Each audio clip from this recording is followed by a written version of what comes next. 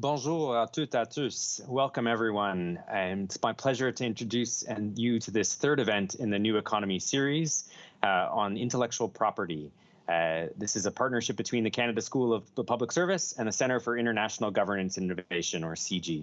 My name is Mark Sean. I'm the Associate Assistant Deputy Minister of the Strategy and Innovation Policy Sector of the Department of Innovation, Science and Economic Development, Canada.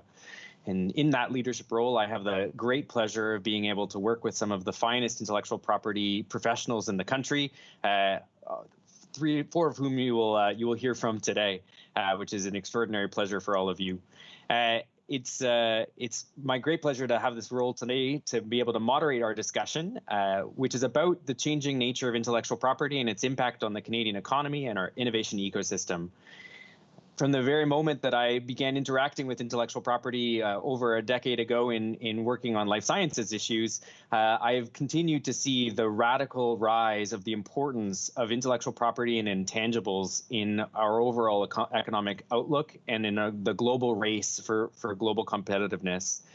I've seen the rise of intangibles as a core function of our overall economic policies and those of our competitors, raising incredibly important issues around information sharing, complexity, cost, and whether or not companies and economies are going to be, as some people like to say, check writers or check cashers in a world of intangibles that continue to provide privilege and access to those who are able to secure their ideas in a meaningful way in the global economy. So you're going to hear lots more about that over the course of the session today, and it's my great pleasure to have guests with me today from the Centre for International Governance Innovation, Aaron Schull, as well as Mara Tawfik, Natalie Rafoul, and Karima Bawa, who are the exceptional professionals in this space and leading the charge in ensuring Canada has a leadership role in the intangibles economy. Some housekeeping items for this session. Simultaneous translation is available in the language of choice through the portal. Instructions were sent to you with your webcast link. Viewers are invited to submit questions for the moderated question and answer period, which will take place near the end of the event. And participants can submit a question on their desktop computer by clicking on the icon of the person with their hand up on the top right of the screen. We welcome questions in both official languages. Note that you are joined by 3 experts in IP who will each draw on their expertise to discuss the importance of intellectual property as it relates to the work of the public service. Et c'est vraiment un grand plaisir d'avoir les panélistes aujourd'hui qui concluent les trop professionnels dans le monde concernant le domaine de propriété intellectuelle. And to kick us off, I'd like to introduce Aaron Schull, the Managing Director and General Counsel at CIGI, who will offer a few words of welcome, introduce CIGI, and introduce the 3 panelists. Over to you, Aaron.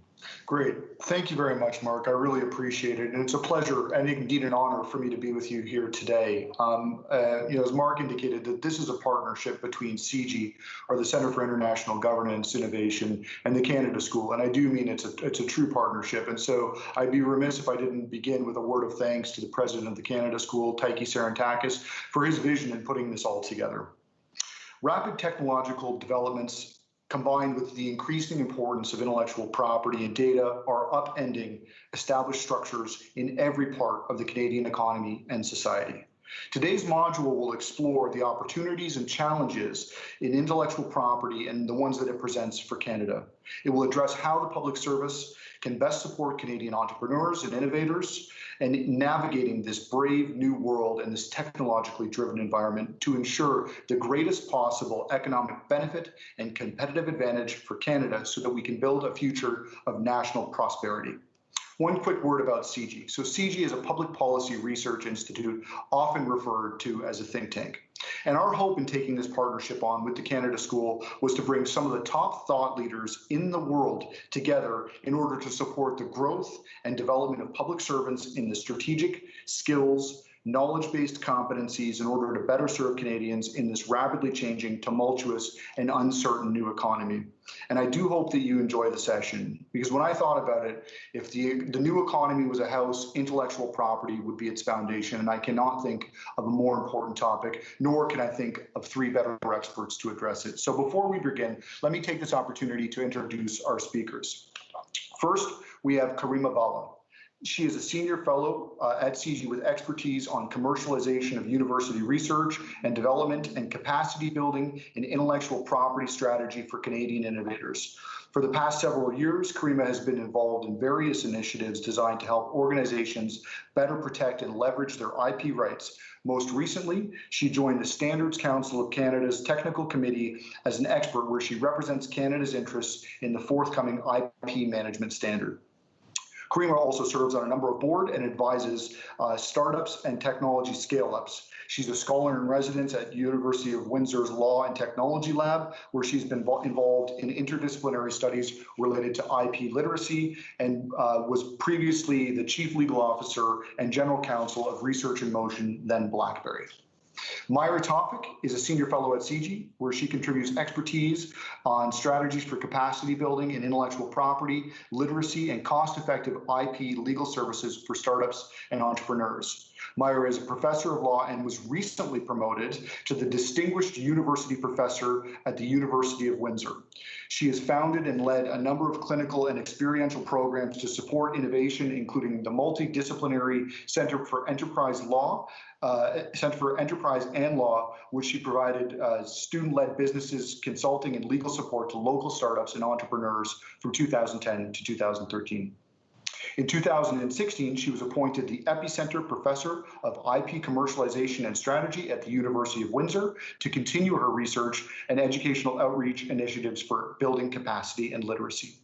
In 2018, she was recognized with a University of Windsor Award for Outstanding Community Outreach, Knowledge Transfer, and Knowledge Mobilization, and as Tech Researcher of the Year by the Regional Innovation Center WeTech Alliance. In 2019, she was appointed by the province of Ontario to serve as an expert on the expert panel on public sector commercialization of IP, and is currently a member of the provincial special implementation team on IP, indeed with our next speaker, who I'll introduce, Natalie Ruffel.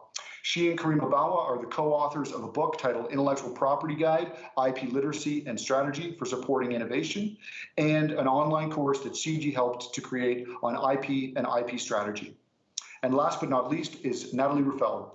Natalie is the managing partner at Brian Ruffel LLP, is an expert in the patenting of software, business methods, artificial intelligence, machine learning, and the legal issues surrounding this subject matter. She is consistently ranked as one of the world's leading patent practitioners by the world leading Patent Professionals IAM Patent 1000 publication annually since 2014, and in 2017 was shortlisted as one of the 7 most highly recommended patent prosecutors in Canada, and once again shortlisted in 2019. In 2018, she was recognized in the Who's Who Legal as a world-leading expert for patents in Canada, and by Acquisition International, the voice of corporate finance, as the most influential woman in patent and trademark law in Ottawa. In 2015, Natalie was recognized by Lawyer Monthly in the Women in Law Awards as the top female patent lawyer in Canada, and by Corporate Livewire as Patent Lawyer of the Year in Canada. And in fact, Mark, when I went through these bios, I had to cut down greatly. I hope people got a sense of the true level of expertise that we're dealing with, and this was just a snippet of what these folks have accomplished. So Mark, back over to you. Thanks so much, Aaron. I couldn't agree more. We're in for a treat. This morning, or this afternoon, I should say, we're going to have a chance to be able to understand and learn more about intellectual property, the basics of why it's critical in driving economic growth, and now more than ever is part of the fundamental toolkit of every advanced nation. Canada entered this club with its own national intellectual property strategy 2 years ago, and has been aggressively pursuing the inclusion of intellectual property as a core economic tool as part of its economic growth. And I'll be interested in and very excited to hear more from our panelists about how we can do better and do more as we continue to integrate it into our strategy. And so to kick us off this morning, our panelists are going to walk us through some of the core elements of consideration in intellectual property. And with that, I will turn it over to Myra Tofik, who will begin us that presentation. Hi, thank you very much, everyone, for having me. And here we are with all of those, Aaron's introduction, and I'm really technologically quite incapable.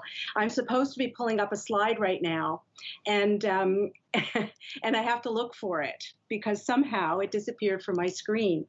So It's an auspicious way to start. I have no idea what just happened. Okay. Bear with me, please.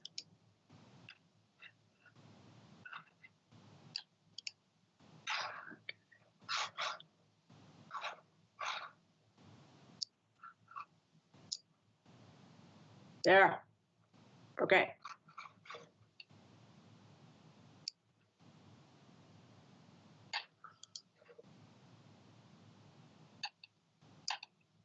Thank you. Thank you for your patience. Sorry about that. Bonjour tout le monde. C'est vraiment un plaisir pour moi d'être parmi vous aujourd'hui to speak about a subject that I'm very passionate about, and that's the area of intellectual property. Karima, Natalie, and I sort of have a little bit of a slide deck that we're going to go through to help contextualize sort of where we're coming from in relation to what intellectual property is and why it matters. And then we're very happy to take your questions, comments, and Mark will lead a moderated discussion. But just to kick us off, we wanted to basically, and here we go, talk to you a little bit about what intellectual property is. So what do we mean when we use the term intellectual property? In a sense, what we're referring to are a set of discrete legal concepts, which, at a very high level of abstraction, are really designed to produce or provide exclusive rights over certain types of human intellectual and creative endeavor.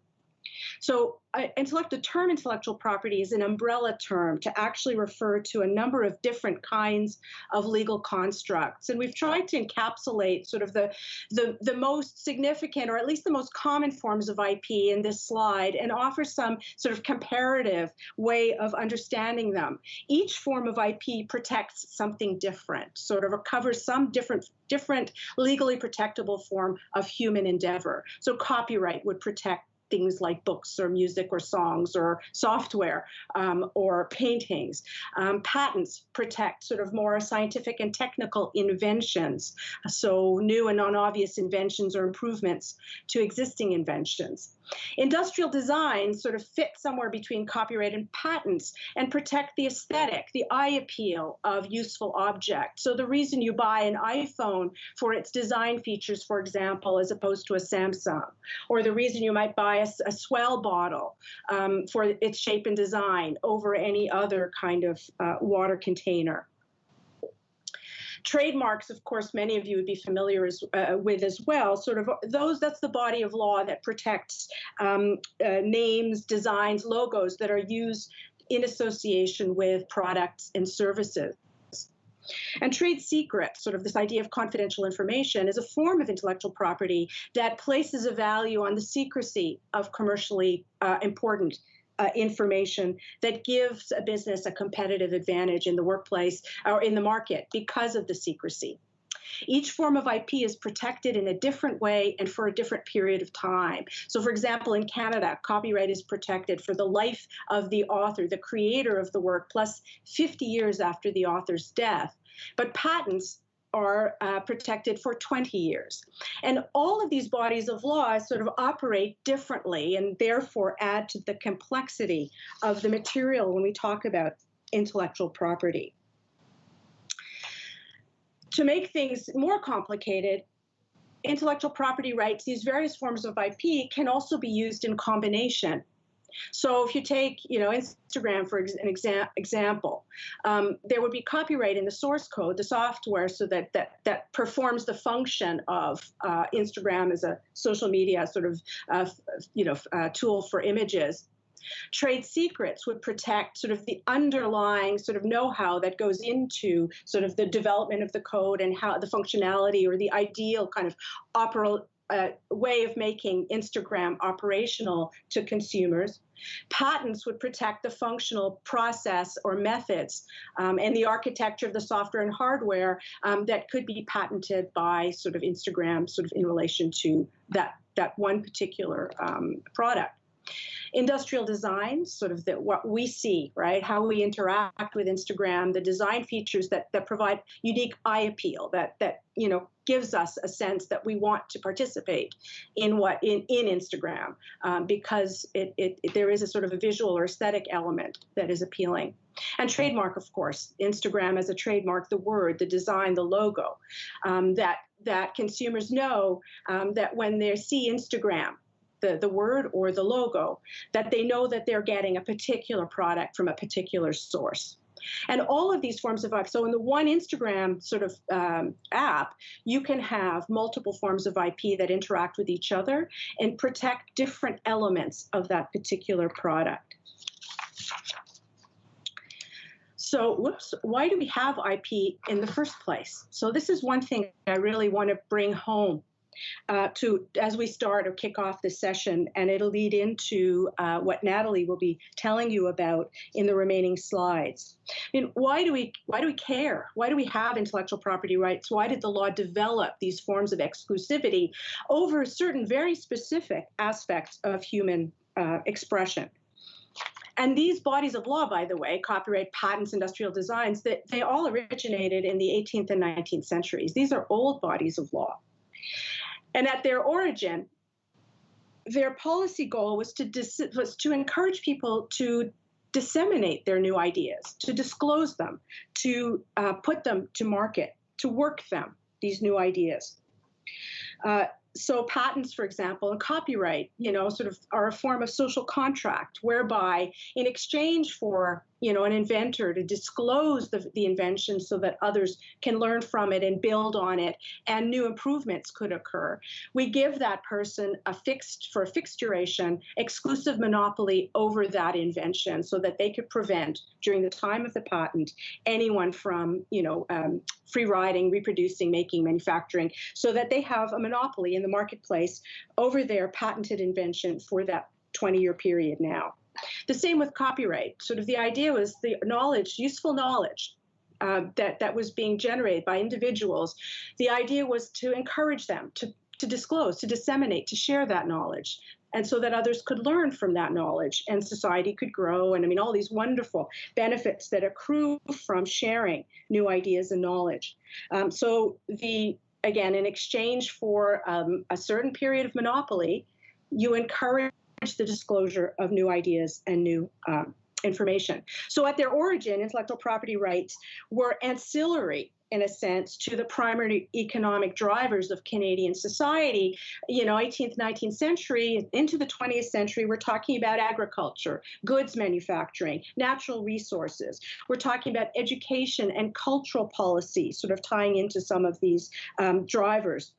So that IP became the drivers for those types of policy initiatives. The intellectual property rights back then provided the security for brick and mortar businesses to be able to produce and manufacture products and services for the benefit of the Canadian economy and obviously sort of to generate sort of the wealth of knowledge for humankind.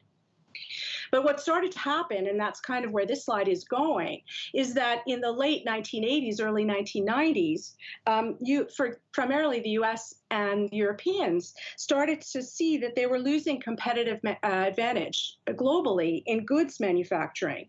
And so the knowledge-based economy was born. They deliberately shifted their economic priorities away from tangibles into intangibles. And the nature of intellectual property changed with it. As IP-intensive companies, the entertainment industry in the US, the software industry started to see IP rights as important business assets, European and American policymakers shifted into sort of aggressive international trade and IP stances. And so the first NAFTA was the first international trade agreement to incorporate an intellectual property section as part of the trade regime. So we moved from intellectual property as incentives to tradable commodities, separate and apart from the core brick and mortar business. And this is a seismic shift. So when the industrialized world moved from a goods-based economy to a knowledge or innovation economy, Canada didn't quite move with it. We followed the direction in principle, but not in practice.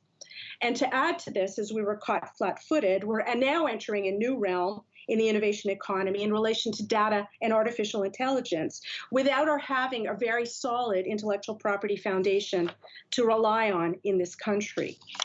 The stakes are high. You could see sort of from this slide that over the course, from 1975 to 2019, the shift in sort of the wealthiest companies under the Standard & Poor Index went from 83% holdings in tangible, so the brick and mortar stuff, to 91% holdings value in intangible assets. And so intangibles as the value in the marketplace has taken over from goods-based, like in a very, very dramatic way. So with Canada, and this is where I'll turn to Natalie, we talk the talk, but for a long time we didn't actually walk the walk. And what we are seeing in the data are the results of our not having paid attention to this important shift away from an incentive-based IP system to an asset-based one. Natalie? Alors, merci à Myra et Marc et Erin. C'est vraiment un plaisir pour moi de participer dans cette présentation sur l'importance de la propriété intellectuelle comme avocate et agente de brevet avec une formation en génie électrique. So just to turn to this slide on trends in AI patenting, and just to kind of situate us a little bit, because I'm going to talk a little bit about artificial intelligence and machine learning, which is an area where I think Canada, and we've heard a lot, obviously, in the media, that Canada is well positioned to do well, and is doing well in terms of a lot of the research in this area. But AI and ML situates itself within a classification. When we're thinking about patenting in this area, it's within a classification of software or computer implemented inventions. And it's interesting because just this week I've worked in this area for over 20 years now, and have worked a lot with a number of ministries on patenting. And just this week was having another conversation with a legal advisor within a ministry, and they were surprised to learn that you can patent software and computer implemented inventions. So we have a long way to go to educate the public service on the various forms of intellectual property and how they're being used today very strategically, and how we really do need to play catch up. So this slide sort of highlights, this is data taken from the World Intellectual Property Technology Trends Report just last year. So, and we're looking at trends, and the numbers are actually moving upwards. And interestingly, and important for you to note is, for example, who is the largest patent portfolio in the world? Well, it's IBM, and that translates also into the area of AI. In terms of AI patents, the second largest holder is Microsoft. And when we look at the largest portfolios internationally, 26 of the 30 are owned by corporations. Next slide. And so I thought it'd be interesting. I like looking at these slides because it's helpful to situate yourself within the global context. Who are the companies that are really pushing hard in this area, that are not just inventing and not just doing research in this area, but are taking great efforts to protect innovation in this area? And look at those. This is just from last year. This is the number of patent applications being filed. Obviously, IBM sort of a runaway there with 8,000 applications, but a lot of very big international companies within this list. Canada not there, and if you look at Canada within the report, our numbers are quite low. Interestingly enough, and what WIPO highlighted was, of the non-corporate institutions, you've got a number of government institutions that are rapidly filing in this area, and that happens to be 4 Chinese entities: the Chinese Academy of Science, Etri, as well as Jidian University in Zhejiang. So I think it's helpful to just see what do those numbers look like, and I can assure you that those numbers are increasing exponentially. The 2020 data is already exponentially higher than last year. Interesting to note also, in terms of the Japanese, 12 of the top 20 companies are Japanese. There's a lot of, and this actually is something to appreciate within the Canadian context, there are a lot of AI-focused companies being acquired. What we're seeing is a lot of these larger entities are on a bit of a buying spree, and that includes some of our own companies. So we have a lot of great research and innovation happening in Canada, but what's happening is you're seeing this amassing of intellectual property rights in this area, particularly patent rights, and you see that bearing out here in the slides. Myra, next slide. And this is just a quick, I'm not going to pour too much over this, but just to show you how it's trending. So if you look at, for example, the State Grid Corporation of China, it is trending at a growth rate in terms of patent families at 70% annually. And when we talk about patents, we're not talking about just patents being filed in China. These companies are filing globally. So they're filing patent applications in Canada, they're filing in the US, they're filing in China, they're filing in Europe, and they're locking up those algorithms, they're locking up the application of those AI algorithms for particular purposes. They are patenting essentially all of it to make sure that they lock up all those different concepts that they're creating. And you see, so the numbers are increasing at an exponential rate. It's interesting to see who may be dropping down as well. Myra, just the next slide. So how does Canada hold? This is kind of a more general slide in terms of patenting trends, moving away from just looking at AI, but how is Canada doing? For a while there in the 90s, we were starting to trend upwards in terms of patent filings, and that was probably had a lot to do with Nortel as a big patent filer, and then I think we saw BlackBerry as a big patent filer. So we had a lot. We were trending upwards at some point in the 90s into the 2000s, but we've really dropped down to the point where we've become laggards when you look at us in terms of the G20 context. And, the statistics just don't lie. And when we look at the PCT marker gives you a sense of, are our innovators here, are our inventors filing internationally? Are they filing what you call a PCT international patent application? Because that gives you a sense then if we are exporting our innovation and we're protecting it outside of the Canadian context. And we've been trending downwards, and we continue to trend downwards at the present time. So it's important to note that as well. Next slide, Myra. And then one of the things that, we see, I love talking about statistics. So unfortunately, only 2% of Canadian SMEs hold at least one patent. Some of the thinking around that is that really Canada should be looking at 6%. So about 6% of our companies should be holding patents in order to really see the economic output from that. And another thing is that only 59% of our SMEs are even slightly aware of patents.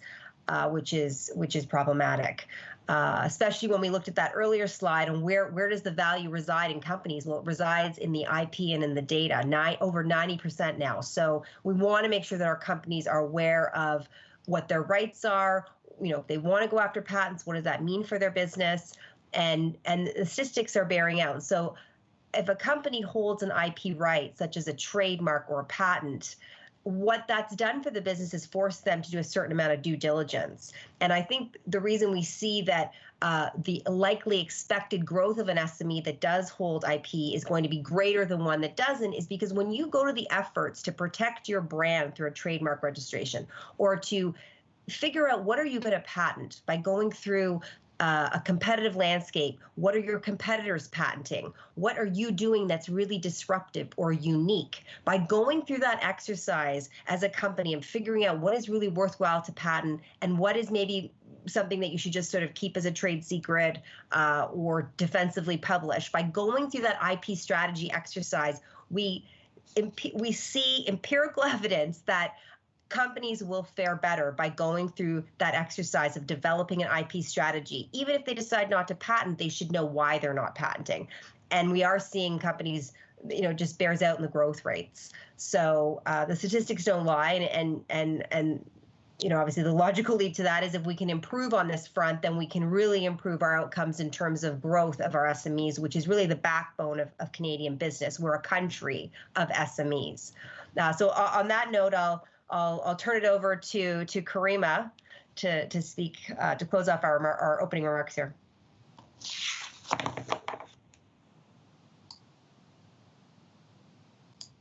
Oh, Karima, you're muted. Thank you, Natalie. In order to pick up on where Natalie left off, I think what our companies need to grow and scale is a number of things related to IP. The first and foremost, as a starting point, might be having our innovators understand IP, understand its mechanics, understand how to leverage it. And that means that IP education has to be not just at the law school level, but it has to exist in terms of how our innovators understand IP and can learn to leverage it. So in the absence of this understanding, I think our companies will face some of the same issues that I faced when I was at BlackBerry. BlackBerry, which is, I guess at the time was known as BlackBerry, as RIM, struggled with a number of patent lawsuits, threats of shutdown, large damage awards, and damage awards on patents that were of questionable value. And these were realities that BlackBerry came to experience, and some of that is what prompted, I think, the dialogue, or accelerated the dialogue in this country around IP.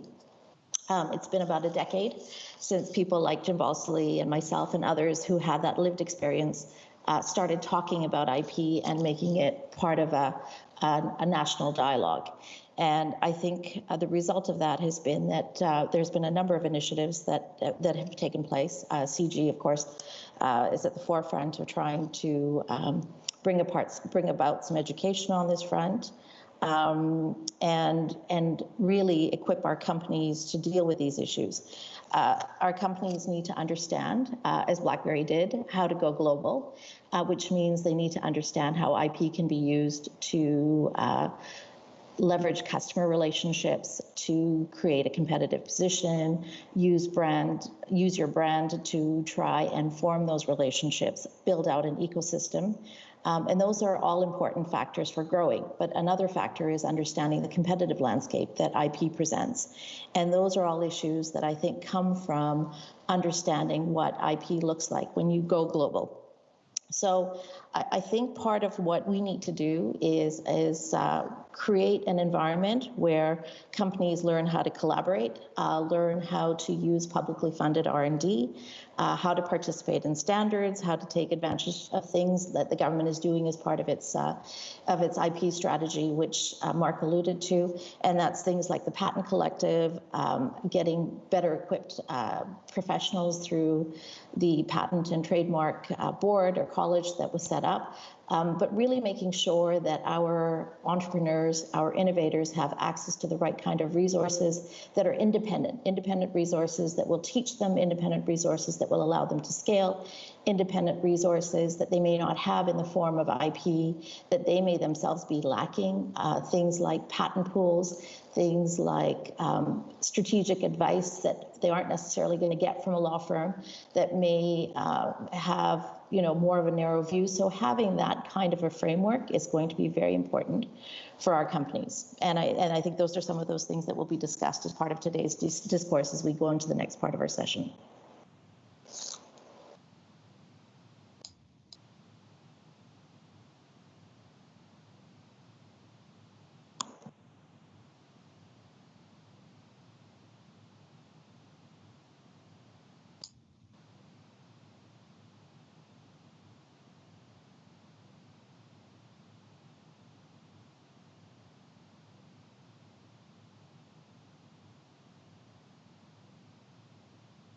So it looks like we're waiting for Mark to come back on.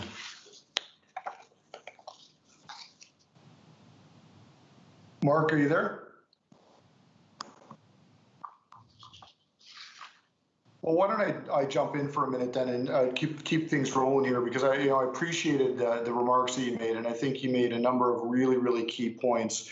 And Myra, one of the things that jumped out at me is it strikes me like Canada is vulnerable. We saw the data doesn't lie, the numbers don't lie. A lot of countries are going like this in terms of the number of patents that they're filing. I agree with your assessment that this is the bedrock of the knowledge-based economy, but it seems like we're lagging. And so I guess my question is where is Canada vulnerable, and how could this impact our competitiveness? Well, I mean, I think we're vulnerable on a number of fronts, but let's talk specifically about this IP, the sort of the deficit, let's say, in the way we understand IP. And Karima mentioned this. I mean, it's an area that she and I have worked on quite a bit over the last few years, is in building capacity in sort of this idea of IP literacy, especially on the strategic side of intellectual property. And we're vulnerable because we just don't have the knowledge. We don't have the right skills in sort of at every level, at the policy level, on the ground, at the education level, to actually sort of pivot to use a much used word right now, into the sort of to be a player or competitor in this innovation economy. And part of it is a mindset. You know, I mean, I've been teaching in intellectual property for a long time and writing about it. And we always sort of claim that Canada is a net importer of intellectual property, and that's just the way we are. And I think we need to start to think about developing ourselves as net exporters. I mean, China went from a made in China philosophy to a created in China. And I think part of it has to be a shift in the culture in this country away from our traditional sort of economic kind of structures into sort of really becoming players. And that means attention at every level, from the ground up. So from the innovators up to the policymakers. So there are many, we're vulnerable in many respects, but from my vantage point, that's one thing that needs to be fixed. And we are, I mean, slowly but surely.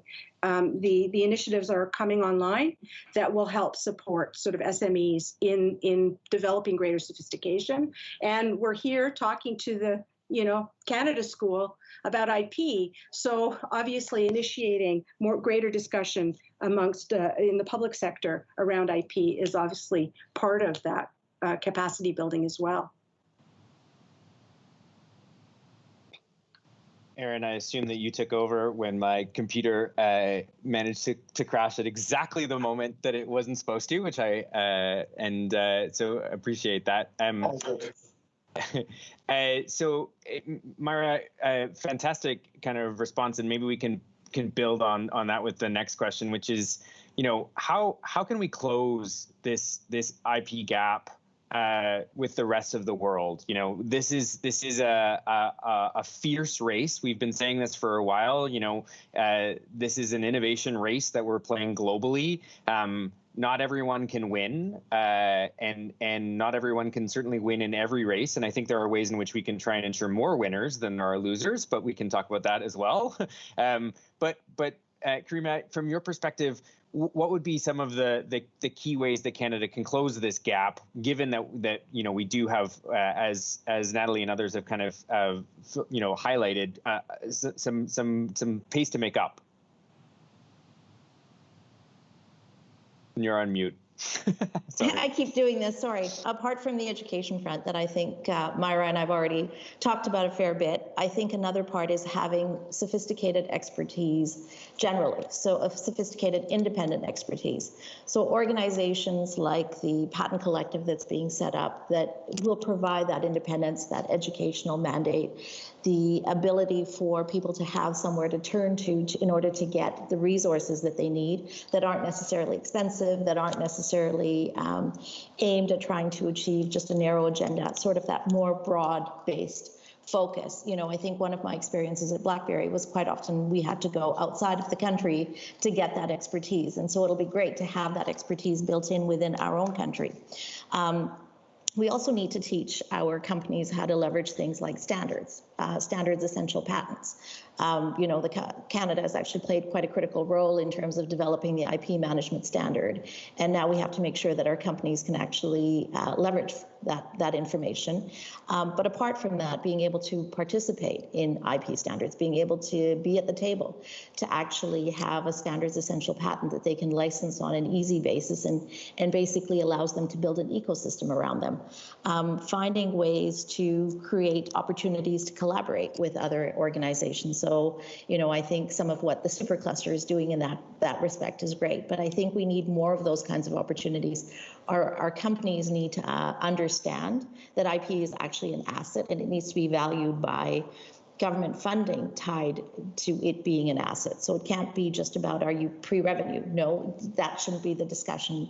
And so we do need to start thinking about IP as an asset, promoting our companies to actually get those assets so that they actually see some tangible benefits coming from it, even if it's just for capitalization at the outset. And all three of you know me, which know that I'm a wild card and that I'm potentially go off script. So just a quick follow on that, which is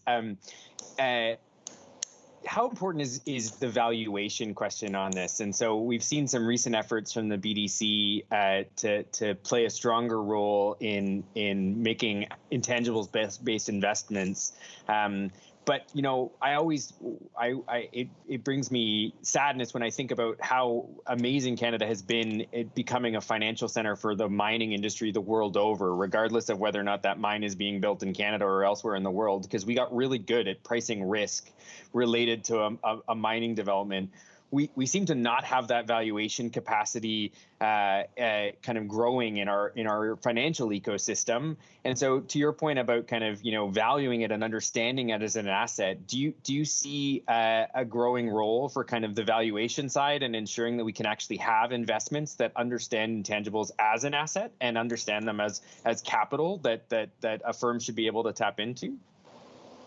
I most certainly do. I think that, IP can generate revenue for people. It can give them that competitive advantage. It can allow them to build an ecosystem. All of those things are business concepts that come out of having IP be treated as an asset. And so I do think we need to have that expertise, but we need to have it in an independent fashion.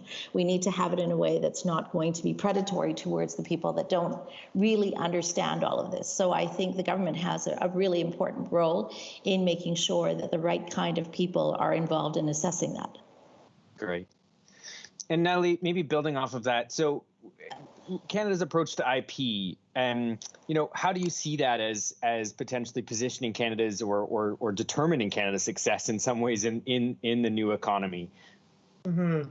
Well, I think, going back to Myra's slide where we looked at the tangibles to intangible, in the old economy where we were counting tangibles, it was, tangibles are a positive right. You sell a good, you make money. In the intangibles, intellectual property rights are notionally negative rights. They prevent others from doing something. And so you don't actually, this is one of the things people don't necessarily realize is that a patent, there's no requirement to actually work your patent. So you can invent something, you can have a clear idea how you're going to reduce it to practice, and then you can charge rents on those patents for folks that want to use your patented technology. So if you look at IBM, IBM has a massive portfolio. They're not using their portfolio, yet they're charging significant rents on that portfolio. So the paradigm has shifted, and now, when we look at when you talk about valuations, where are the valuations coming from? It's in that ability to be able to charge those rents,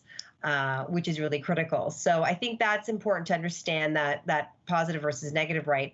I also think that going through the exercises, we get more more familiar with intellectual property rights in this country, we're going to be better at building competitive businesses because we're going to better understand the competitive landscape. There's a lot.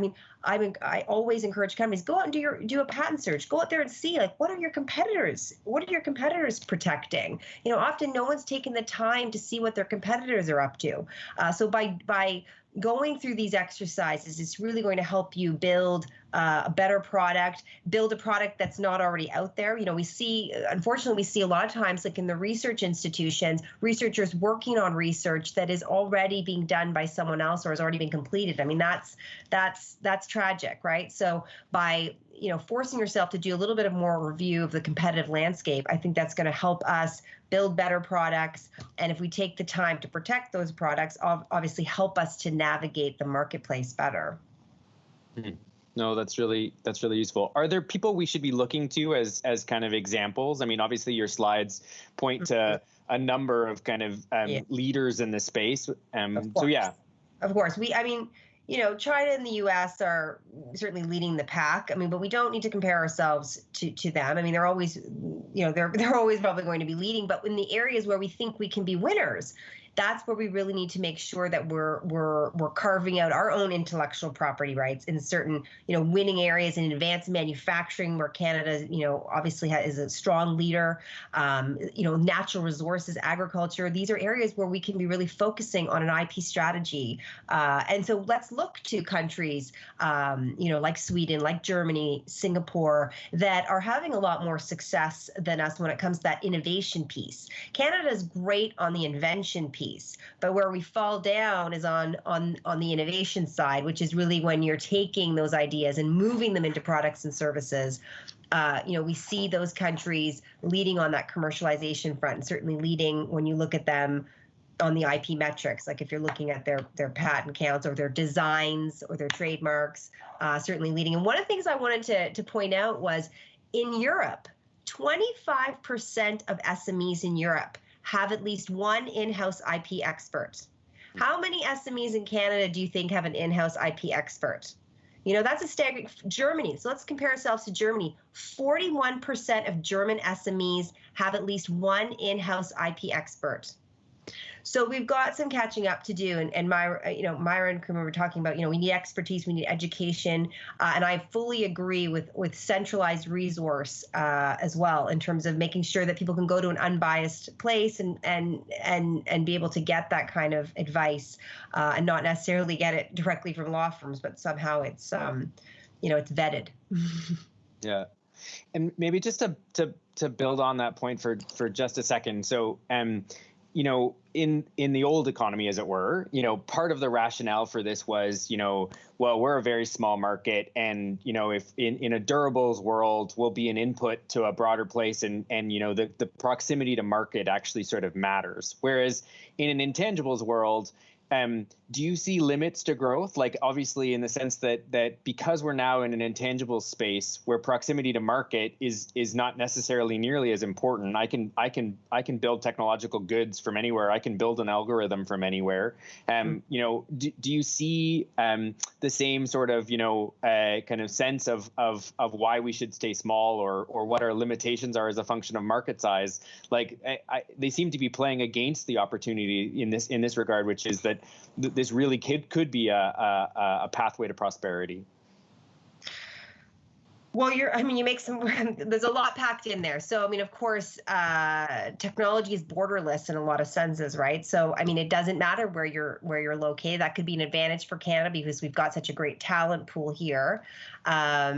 But by the same token, there are a lot of great talent pools everywhere. So I think for Canada, what's going to be really important is to carve out our niche areas and really win at that and make sure that, just like some of these other economies, we're carving out our own rents in areas where we think we can be winners. And what we've seen through the pandemic is that's put more pressure, I think, on the tangible asset economy in the sense that we can't necessarily get our products out that easily. So we're going to see, and environmentally, we're seeing a reduction in sort of the tangible consumption, right? Reduce, reuse, recycle. So it's going to be more and more about the intangibles, about the knowledge that we are using to really solve problems, big problems, and we need to make sure that we're oriented towards that. So I don't think we don't need to worry about winning in all sectors, but let's make sure that we have things that everybody else wants, and they should be intangible things that everybody else wants that we can charge rents on in order to secure our future for our kids. Because we're obviously a wealthy country. We want to be able to stay a wealthy country and be able to, help others as well. Canada is a great global citizen, and we want to be able to continue to be in a position to help others as well. No, that's super useful. Oh, sorry, go ahead. Yeah, and I think on the flip side to this whole globalization issue is not just the issue of having your own IP that you go out there, it's understanding how to deal with the third-party IP and the predatory practices that exist, right? And so I think that's part and parcel, and finding ways to use the resources that we have to allow companies to do that. So, we have publicly funded R&D that can be used to help these companies to actually be able to compete, either because they can do so on a assertive basis or on a defensive basis. But it's sort of taking some of the resources that are already there and either leveraging them for defensive purposes or proactive purposes. And I think that's going to be a big part of how we move this forward in terms of an intangible economy. So not a panacea, but definitely a more activist industrial policy that makes sure that we can assert ourselves in the right spots. I know Myra wanted to get in as well.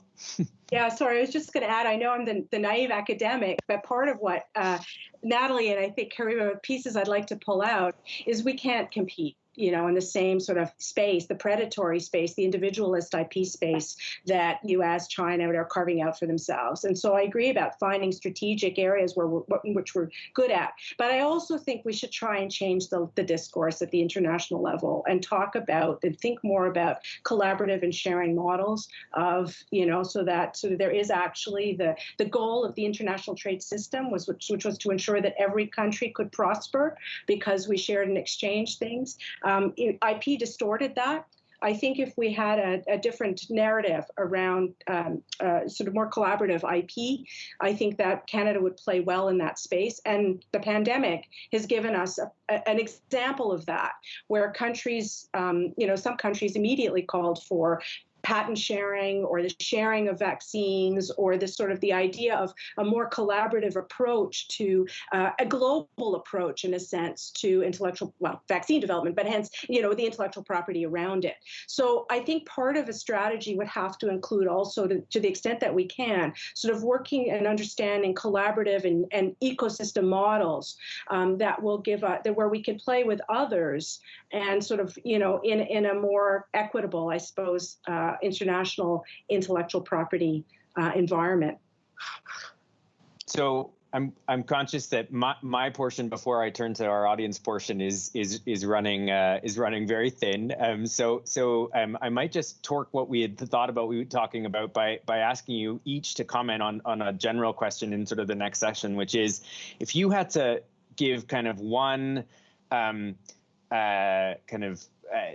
set of instructions or an ambition or a piece of advice to policymakers to navigate through this new realm, what would be your piece of advice? So the folks, and recognizing the huge diversity of public servants that are likely on this telecast, there's folks working, at the Department of Fisheries and Oceans, on aquaculture. There's folks potentially in a regulatory capacity at the border. There's folks, from all sorts of kind of walks of the policy sphere. They don't all get to live and breathe intellectual property like I do every day. What would be your parting piece of advice to them as policymakers and as public servants in this realm of intangibles?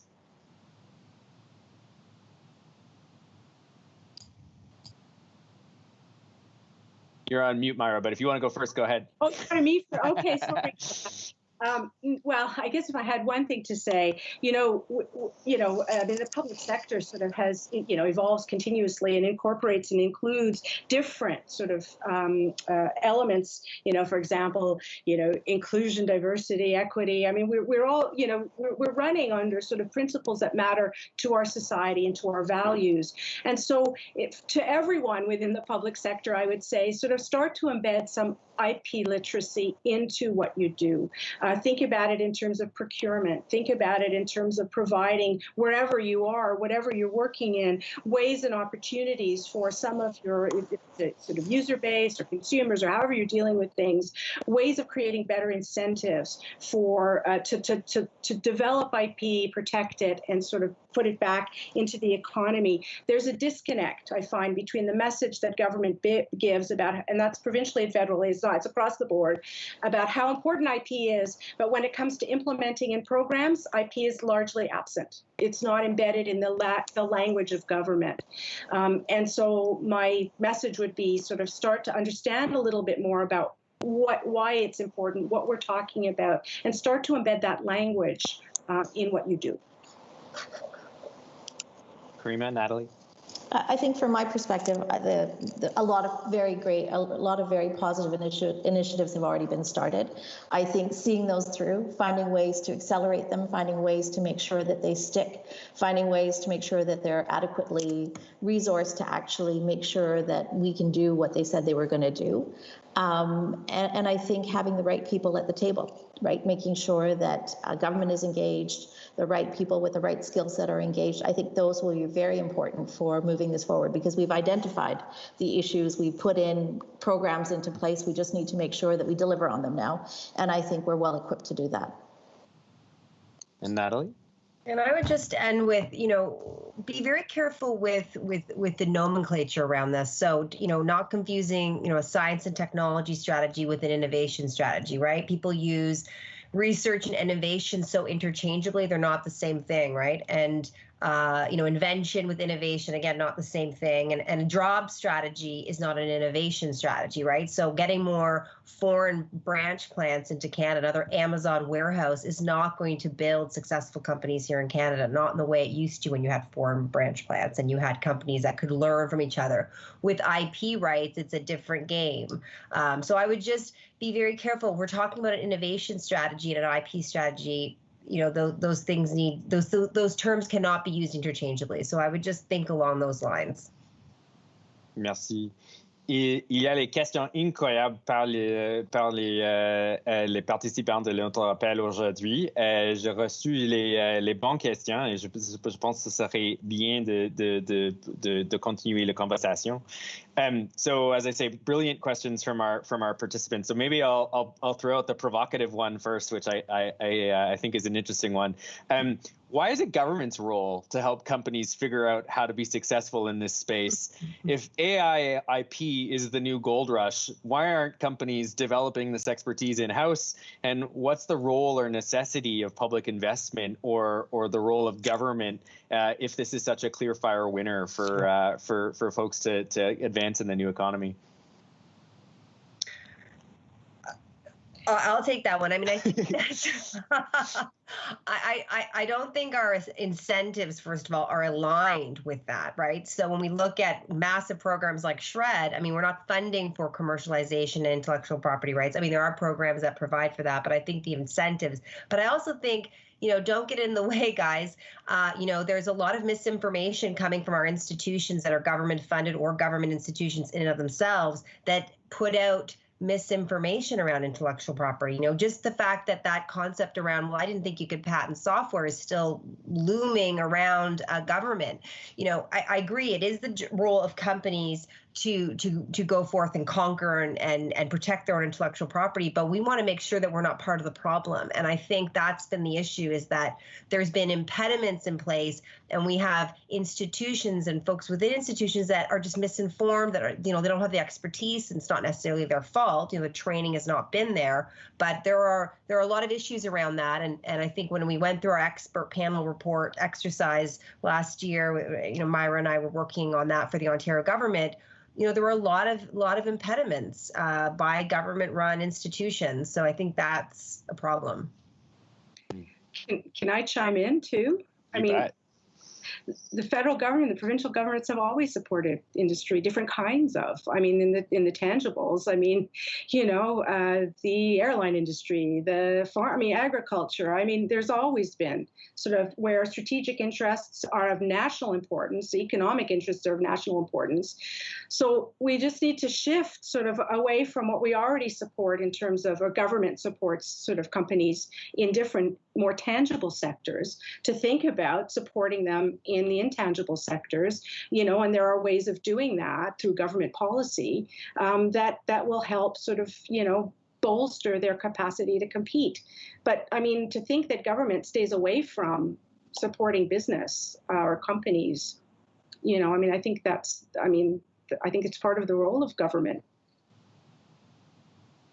Yeah, and obviously, a more activist industrial policy, I think, is premised on the notion that the spillover benefits for the broad society and economy, if you can help the companies be winners rather than kind of leaving them to be mediocre, the whole country potentially prospers. But obviously, I recognize there are folks who have a different philosophy about whether or not that's in fact the case.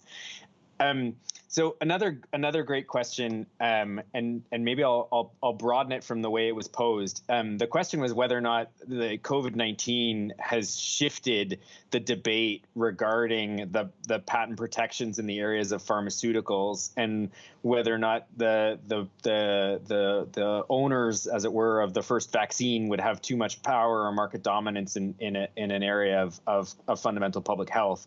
Maybe I broaden it slightly and say, how do you see the impacts of COVID-19 on IP more generally? So obviously there's a life science play here, but also I think there's been a huge, to your question, Natalie, to your comments about supply chains and self-sufficiency and a whole bunch of kind of interesting questions. Maybe I'll just ask broadly, COVID-19 and the IP landscape, shifted the debate, changed things, kept it all the same? I can chime in just because I happen to have this experience right now, because of course COVID-19 caused, what crisis breeds innovation, and COVID-19 led to a lot of people sort of rolling up their sleeves at universities and sort of, goods-based manufacturing to actually start to develop new PPE and new formulas for hand sanitizer. Every community around the country been rallying to do that.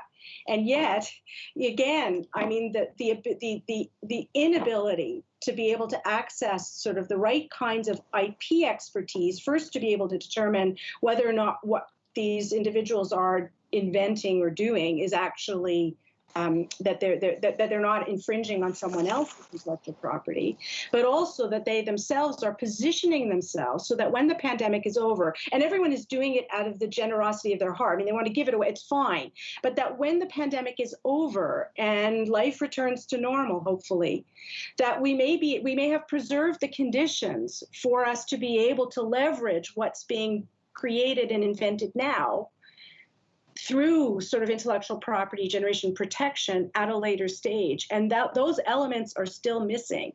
We don't have the infrastructure to be able to support sort of as invention is happening. And so the pandemic creates a great opportunity for us to experiment with embedding more intellectual property sophistication throughout the system, so that when we emerge from the pandemic, some of these new inventions would actually bring commercialized returns to the economy. It's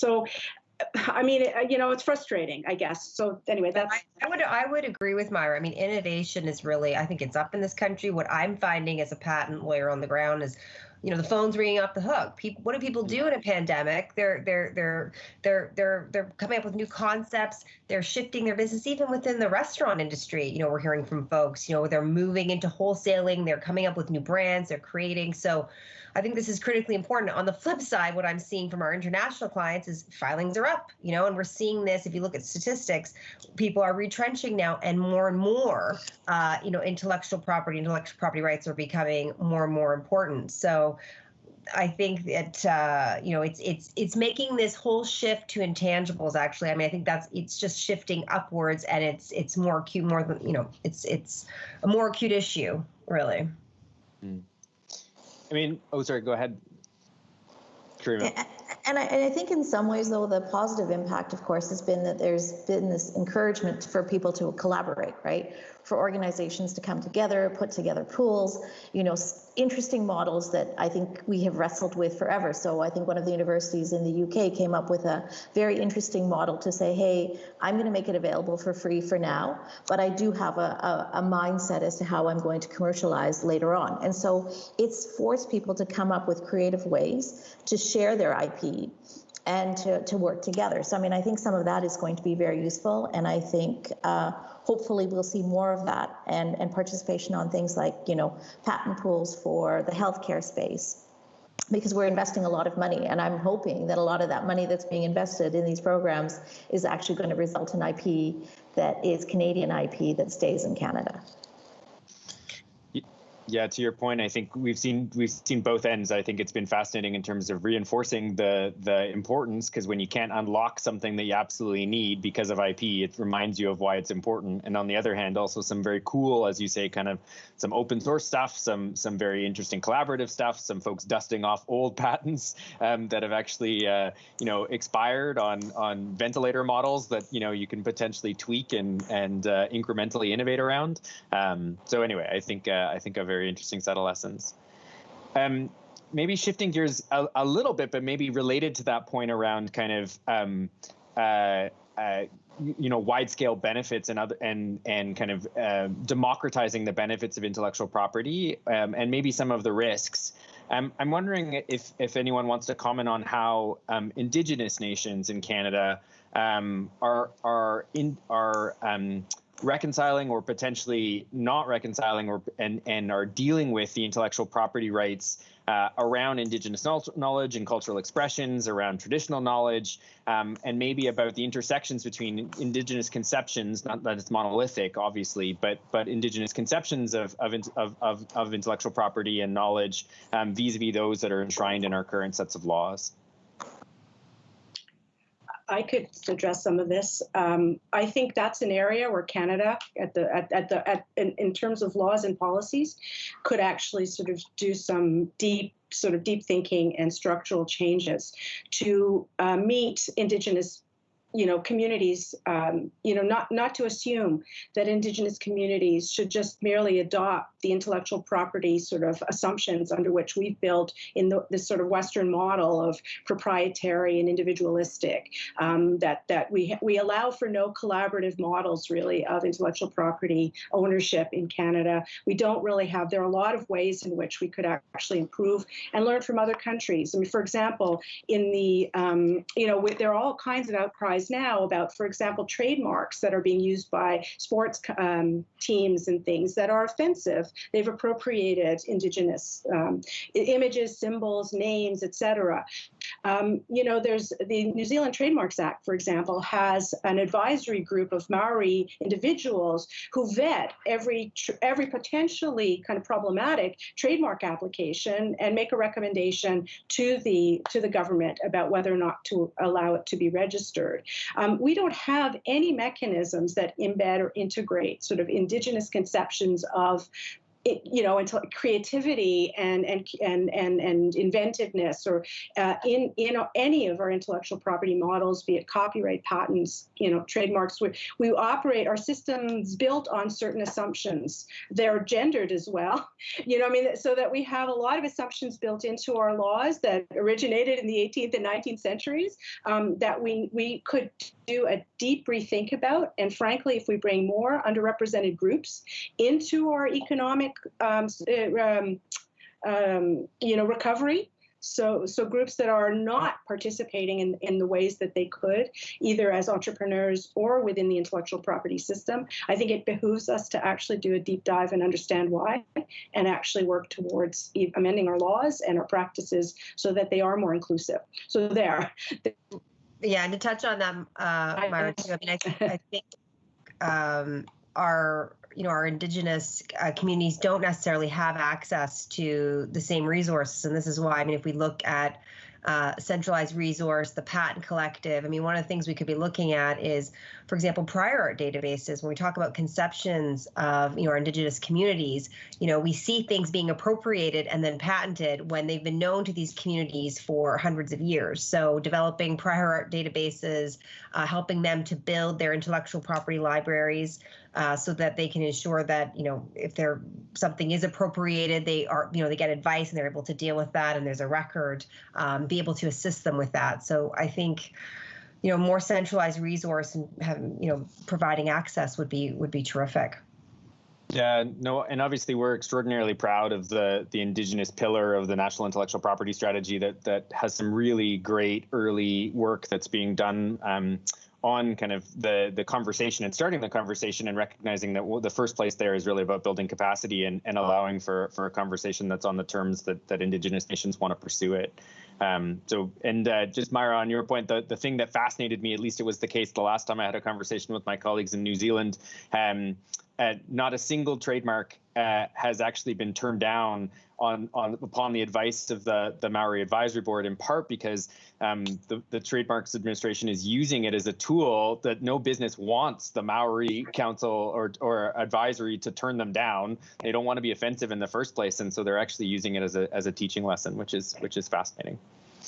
A question, and I recognize we're coming close on time, but fascinating question from someone qui concerne les qualités des brevets. Ce n'est pas seulement une question de la quantité des brevets. Et je voudrais poser la question dans deux façons. The question is about, we've talked a lot about quantities, all of these filings, these countries they're rapidly kind of pursuing these strategies. but is it speculative? Is it a thicket? Is it a lot of kind of potentially patents? And so the question was around whether or not we can help SMEs with fewer patents achieve greater value from them. And so I'd be interested in your thoughts on the quantity versus quality kind of challenge in some ways, and also whether or not you see strategies that we need to employ around this kind of race to counting patents that we might be able to still potentially assert some Canadian leadership and win, as it were, without necessarily being in the realm of kind of a prodigious kind of a massive amount of patent filing kind of strategies. And Karima, you've dealt with this in spades. Yes, I have, and I think it's both. I think it's quality and quantity. But let me tell you that it becomes quite daunting when somebody says to you, "Oh, by the way, I have 1,900 patents that you have to go through every single claim and make sure that you're not infringing on something." So quantity does matter in this context because you are resource constrained and you have to have the ability to go, yeah, there's something there. But I do agree that quality is really important. I think, filing patents for the sake of filing patents is not necessarily always the best thing because patents are expensive, right? But you have to be strategic about how you do it. You have to be strategic about the advice that you get. You have to be thoughtful about whether or not patenting is in fact the right strategy for you. There may be other ways to look at IP. It's not just about patents. It's about other forms of IP, but patents are very important when you are growing internationally, if you can't rely on other things like trade secrets or trademarks to build your brand. So it is not a yes or no answer. It's really context specific. And I think to think that we might get to the levels that China's gotten to or the US has gotten to in these companies and countries is not realistic, but to at least get somewhere is going to be very, very important. And then being able to rely on resources like the patent pools and like the collectives that will actually help to defend these companies, give them a way to have an arsenal that they might not otherwise have. So we do have to start thinking about how we leverage those sorts of assets if we're not going to be able to play and compete on the competitive front in terms of numbers. And I would agree with that as well. I think, it's not about necessarily patent counts. It is certainly about quality. But when you look at the millions and millions of patent applications being filed annually by the Chinese, you could say probably, half of those are, frivolous, but then there's another half or even another 10% that are actually quite good and quite strong. So I think it's about, our problem is that in certain areas where we think we're winning, I don't see any patents, right? So how can we think we're winning in those areas? We're doing groundbreaking research and yet we hold no patents. So I think we really need to start somewhere. And I think, as Karima said, it's about also understanding the competitive landscape as well and being able to deal with patent assertion too. But getting to a point where we think we can win, we have very strategic assets. Because yes, some patents are worth more than others. It's not like every patent is worth the same amount. It covers different things. Some patents are very broad in their coverage and are very powerful, and some have very narrow coverage and are easy to circumvent, right? So, every patent will have a very different valuation.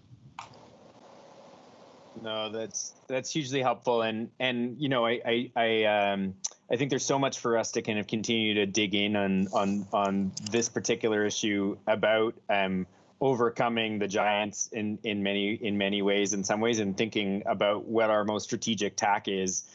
And sometimes it is, relying on other intellectual property rights potentially. Sometimes it is collectivizing and pooling and having each other's backs. And I think we're still working through some of those very interesting models about, like, if we're all sharing the guard dog, who pays the liability when the guard dog bites the assailant. But I still think it's a fascinating area that all of you are helping us work through. We are very close on time, and so maybe just ask each one of you for one sentence each on kind of a parting thought on this wild world of the new intangibles.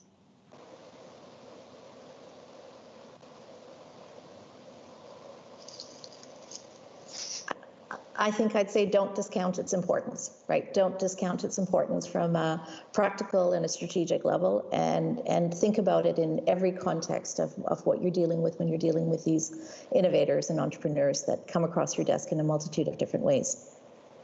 And I'll chime in just to follow up. Let's start to think of ourselves or growing Canada into an IP powerhouse. Sort of start to think of ourselves as having the capacity to become exporters of intellectual property. And I would just end based on my own domain expertise that, software patents are real. Computer implemented inventions are being protected. And I would challenge all of your ministries to look deep inside what you're all developing software. You all have computer implemented solutions. Think along the lines of what is the IP strategy around this, and formulate, because some of you are further along than others, but I would just, it's real. Well, I have a no manel rule in that I won't appear on panels with just men, but I may make it a new rule that I only want to appear on panels with extraordinarily professional, smart, and ambitious and provoking and provocative thought leaders like yourselves. And so a huge thank you to Natalie, Karima, and Myra, and to Aaron as well for the intro. A big thank you to all of you who've been participating in our telecast today. A reminder that there are folks and your colleagues in the Department of Innovation, Science and Economic Development and at Global Affairs and at the Department of Canadian Heritage for whom these are their files and their day-to-day work, and you should draw on them. And just an indication that the next event in the series will be held on September 11th, and that event will focusing on governing cross-border data flows and how trade in data is different from trade in goods or services in the new economy. So a huge thanks to everyone, et un grand merci à tous. Merci pour votre participation et bonne journée. Thank you.